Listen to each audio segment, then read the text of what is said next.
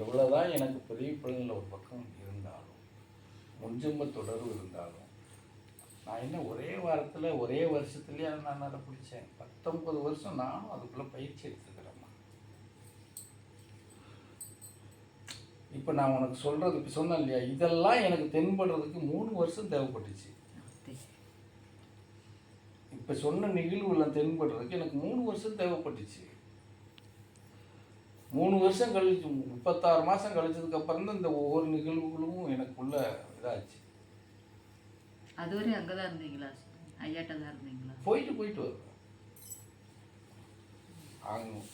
அவர்கிட்ட வந்து இருந்தது அந்த அமாவாசை பௌர்ணமி 3 நாளைக்கு தான் இருக்கிறது.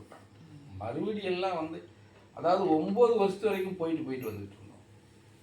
9 வருஷத்துக்கு அப்புறம் தான் நீ வீட்டுக்கு போகக்கூடாது அப்படின்னு நிறுத்திட்டு அதுக்கப்புறம் அனுப்புறது தான். ஏதாவது ஒரு ஏரியாவுக்கு அனுப்பிச்சிடுறாரு. அங்கே போய் உட்கார்றது, தியானம் பண்ணுறது, செய்கிறது தான். ஆமாம், அங்கே இருக்கிறது. எப்போவாவது ஒரு தடவை நாங்கள் இருக்கிற இடத்துக்கு வருவார். என்னடா பண்ணுறீங்க அப்படின்ட்டு வருவார். வந்து பார்ப்பார். அவ்வளோதான். ஒரு 1/2 மணி நேரத்தில் கிளம்பி வந்துடுவார். புரிஞ்சுதா? அவர் எப்படி வந்தாருன்னெலாம் கேட்கக்கூடாது. என்ன அந்த மாதிரி தான் இருக்கும். அப்படித்தான் பண்ணிகிட்டு இருந்தோம். ஓரளவுக்கு தெளிவடைகிறதுக்கு எனக்கு 16 வருஷம் தேவைப்பட்டுச்சு. மார்க்கம்னா இப்படித்தான் அப்படிங்கிறது. 16 வருஷத்துக்கு அப்புறம் அந்த 3 வருஷம்தான் எனக்கு கடும் பயிற்சி. ஆமாம், கரடு முரடான பயிற்சிகள்லாம் நடந்தது.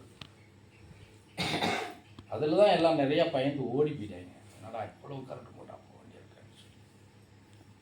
புரிஞ்சதா?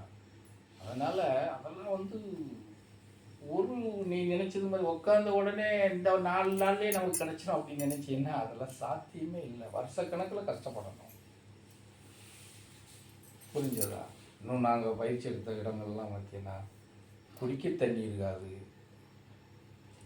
தியானத்தில் என்ன மந்திரம் சொல்லலாம் சாமி? என்ன கொடுக்குறாங்களோ அதுதான். அதை நீ உன் இஷ்டத்துக்கு ஒன்று சொன்னீங்கன்னா அது எடுபடாது. இல்லை, சிம்பிளாக ஓம் நம சிவாயா, ஓம் சிவாயா, இந்த மாதிரி ஏதாவது சிம்பிளாலாம் சொல்ல முடியாது. அந்த நேரத்துக்கு என்ன கொடுக்குறாங்களோ அதுதான் வரும். இத்தனை மாதத்துக்கு இன்னது, இந்த நிகழ்வுக்கு இது, இந்த நிகழ்வுக்கு இதுன்னு வரும். புரிஞ்சுதா? ஒவ்வொரு நிகழ்வுக்கும் 9 மாதம் கணக்கு வச்சுருப்பாங்க. 9 மாதத்துக்கு ஒரு மந்திரம். 9 மாதம் முடிஞ்சால் மாறும். அப்படி 3 முறை நமக்கு குருவாகப்பட்டவங்க இந்த நாமத்தை துதிப்பாருங்கன்னு சொல்லுவாங்க. அதுக்கப்புறம் அவங்க சொல்ல மாட்டாங்க. உனக்குள்ளேயே வரும், மாற்றிக்கிட்டுருவாங்க. எப்படி உனக்குள்ளேயே வரும், அதை நீ அப்படியே மாற்றி குடிச்சுக்கணும்னுவாங்க. அந்நேரம் நம்மளை ரொம்ப குழப்பம். முத மாறும்னு சொல்கிறப்போ பார்த்தீங்கன்னா எல்லா கழுதியும் உள்ள வரும். எதை பிடிச்சிட்டு போகிறது? அப்படித்தான் தொலையுது. அது என்ன செய்யனே தெரியல. நம்ம ஒன்று சொல்லிட்டு போனோம்னா அது கொண்டு வந்து என்னடா இது ஈஸியாக இருக்குது, இதை பிடிச்சிட்டு போவோன்னு பார்த்தா அது வருது. என்ன செய்யனே தெரிய மாட்டேங்குது. சச்சிதானந்த மந்திரத்தை சொல்லும் போதே சாமி யார்கிட்டயோ பழக்கம் பேசுகிற இருக்கு நம்மளுக்கு. அதான் சொல்கிறேன், அப்படிலாம் வரும். அப்போ அப்படித்தான் உட்காந்துருக்கத்துல இப்படித்தான் யார்கிட்டயோ பேசிக்கிட்டே இல்லை. உங்களுக்கு அப்படி உண்டா? எனக்கு வருது. என்ன யார் இப்போ நம்மகிட்ட பேசுனா? நம்ம யார்கிட்ட பேசணும்னா மறுபடியும் முதல்ல இருந்து வர வேண்டியது. இந்த அமாவாசை பூஜையெல்லாம் அங்கே படுத்து கிடக்கேன் நான். ஐயா எங்கேயாவது போயிருந்தியா? நிம்மதியே இல்லையா? அந்த உங்கள் படத்தை மட்டும் கொண்டு போயிடணும். கொண்டு போய் அங்கே நம்ம பாட்டுக்கு வேலை பார்க்கணும். நம்ம பாட்டுக்கு பூஜைக்கு மட்டும் வந்து அட்டன் பண்ணிட்டு போகணும். அப்போது உங்கள்கிட்ட எல்லாத்தையும் சொல்லுவோம். வீட்டிலலாம் இப்படி சொல்லிக்கிட்டு இருந்தேன். இங்கே வந்து உங்கள்கிட்ட சொல்லவே முடியலையா அப்படின்னு ஓட்டிகிட்டே படுத்து கிடக்கேன். திடீர்னு சேரில் உட்காந்து கூப்பிட்றாரு, ஏய் சாந்திங்களா அப்படி. அப்புறம் என்னமோ சொன்னார், மறந்து போயிட்டு. என்னோட சாமி கூப்பிட்டாரு அப்படின்னு பார்க்க படுத்து தான் கிடந்தம்மா நம்ம அப்படின்ட்டு. அவங்க 4 மணிக்கு எழுந்து உட்காரோம்ல சாமி. உட்காரும்போது யார்கிட்டயோ ஊடால கரெக்டாக யார்கிட்டயோ பேசுகிற மாதிரி தெரியும், வருது. நமக்கு மாறிடுது, டக்குன்னு மாறிடுது அந்த பேச்சு. வரத்தான் செய்யும், நம்ம தான் மாறக்கூடாது. அந்த பேசின வார்த்தையும் ஞாபகத்துக்கு வர மாட்டேங்கி, யார்கிட்ட பேசணும்னு ஞாபகத்துக்கு வர மாட்டேங்கி. 2வது எந்திரிச்சதுக்கப்புறம் ஊடால நம்ம யார்கிட்ட பேசணும் அப்படின்னு நினச்சோம்னா, ஆனால் அந்த செகண்டில் உணர்வு வந்தது, நம்ம யார்கிட்டயோ மந்திரம் மாறுது நமக்கு அப்படின்னு. அப்புறம் மறுபடியும் முதல்ல இருந்தே குருவே சரணம், எனக்கு இடையூறு இல்லாமல் நீங்கள் இப்போ எனக்கு பாதுகாத்துக்கோங்க. ஈஸியாக நம்ம எடுத்துக்கிறது மாதிரி இருந்தால் இன்றைக்கி எவ்வளோ ஜனங்க அதுக்குள்ளே போயிடுவாங்க இல்லையா? காரணம் என்னென்னா அதெல்லாம் வந்து ரொம்ப கடுமையான நிலைப்பாட்டில் போக வேண்டிய சூழ்நிலை இருக்குது. அதை தான் எடுத்துகிட்டு போகணும். அப்போ தான் வந்து உனக்கு அதனுடைய அருமை தெரியும். புரிஞ்சுது. உழைச்ச கூலி தான் தங்கும் ஐயா. என்ன உழைப்பு போடுறியோ அதுக்கு தானே உனக்கு கிடைக்கும்.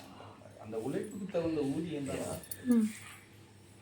ஆனால் என்ன முன்னாடி வந்து நம்மளுக்கு வரமழகின்னு சொல்லிட்டு சிரிச்சா சாமி வேற மாதிரி பேசுவார். இப்படி பண்ண சாமி இப்படி வந்துருச்சு அப்படின்னு சிரிச்சோம்னா கடுமையான வார்த்தையில் பேசுவார். என்னடா நினச்சிட்டு மனுஷன் அப்படின்னு பேசுவார். கஷ்டமா இருக்கு சாமி. அங்கே வரும் இதெல்லாம் ஒரு கஷ்டம்னா நீ எவ்வளவோ தாண்டி போக வேண்டியிருக்கு. நீ இதெல்லாம் ஒரு கஷ்டம்னு சொன்னீங்கன்னா எப்படி? நீங்கள் அப்போ கொஞ்சம் வயசு முயற்சி பண்ணிட்டீங்க.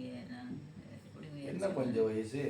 அம்மா நீங்கள் 33 வயசுல அதுக்குள்ளே வந்துட்டீங்கல்ல. அம்மா 33லேருந்து கணக்கு எடுத்துக்க. 36க்கு அப்புறம் தான் எனக்கு அந்த நிகழ்வுகள் ஆரம்பிச்சு. சரியா? 36லேருந்து 39க்கு அப்புறம் தான் சுழலுக்குள்ள இதுக்குள்ளெல்லாம் போகலாம். அது வரைக்கும் நானும் கஷ்டப்பட்டுருப்பேன்ல. நீங்கள் தேடி போயிட்டீங்க முழு மனசாக உங்களுக்கு அது கிடச்சிருச்சு இல்லை? நம்மளுக்கு தேடுதல் கம்மி. அதை வேணா சொல்லு. தேடுதல் கம்மிக்கிறத விட ஆசை, பேராசை போய் உட்கார்ந்த உடனே எப்படி சொல்கிறது, தாலி கட்டின உடனே புள்ள பிறந்தோம்னா முடியாது இல்லையா? அது ஒரு 10 மாதம் 12 மாதம் போகணும். பூரா கொசு கடிச்சு வைக்க சாமி. அங்கே கடிக்கிறா சொல்லு. அதுக்கு தொடையில கடிக்குது, இந்த இடத்துல கடிச்சிட்டு போவே மாட்டேங்குது. தொடையில கடிச்சு போடுது. ஒரு நாள்ல 1 மணி நேரம் தாண்டிச்சு அங்கே படுத்துருக்க அதுதான் இதுக்கு அங்கே கொசு கடிக்குன்னு சொல்லுவாங்க. இங்கே படுத்துக்கிறது கொசு கடிக்கும். அங்கெல்லாம் படுத்து நேரத்துனா எனக்கு சமக்காலத்தை முக்கால் போட்டு படுக்கவே பிடிக்காது. இப்படி போட்டு 1 மணி நேரம் தாண்டி